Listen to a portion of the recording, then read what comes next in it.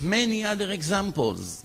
Some of the commandments are very logical. You should not kill, you should not steal, respect your father and mother. Everybody understands that. But for that, you didn't really need Torah. It's common sense.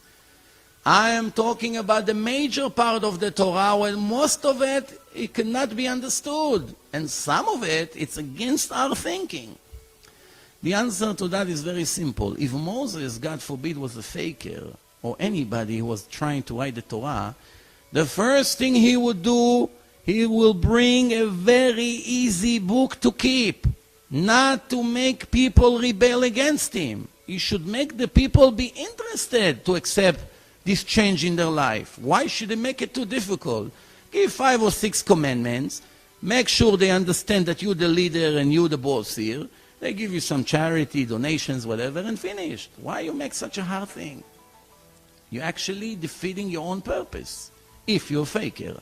Second thing is, you brought some of the commandments that risk your life. I'll give an example, 1 or 2.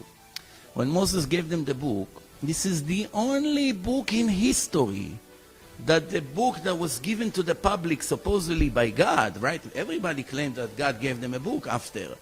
But here we have millions of witnesses that receiving a book from Moses. When they open up the book and they read, who are they reading about? About themselves. No other book, no other religious book later address the people who are receiving it as part of the book. The Jews are the integral part of the book. Most parts of the Torah describing what happened to them in Egypt, in the exodus of Egypt, and even describing how they accept the Torah.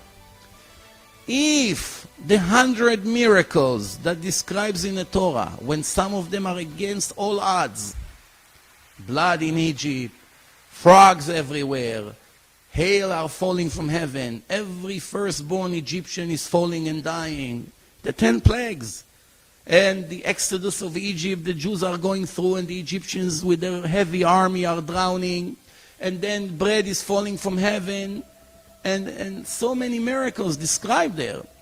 When the Jews receive the Torah, all they have to do is to find one human error in a book. Who knows better than them what really happened in reality? Since the book describing what happened to the Jews themselves, and they are the one who reviewing it now, the first thing they had to do is raise their hand, excuse me, Moses, what is this dream? You brought us this book, you claim that God gave it to you, very fine. But when we review it, there are things that never happened to us. It says that we were in Egypt. I don't remember we were in Egypt. It says that God split the ocean for us and we went through. I don't remember such a thing. It says that I'm receiving bread from heaven every day. I don't receive it. But the most important, critical thing here, that inside the Torah it describes that God is speaking to Moses himself. And all the nation of Israel is listening to this dialogue. If Moses was pretending that somebody is whispering in his ear and he pretends that he's answering back, you're right. Maybe it's all a show. But here, inside the text, it says that all of you that I'm giving you today the book, all of you heard me, Moses, speaking to God. Yes or no? No other way. If you heard me, I cannot fake such a thing.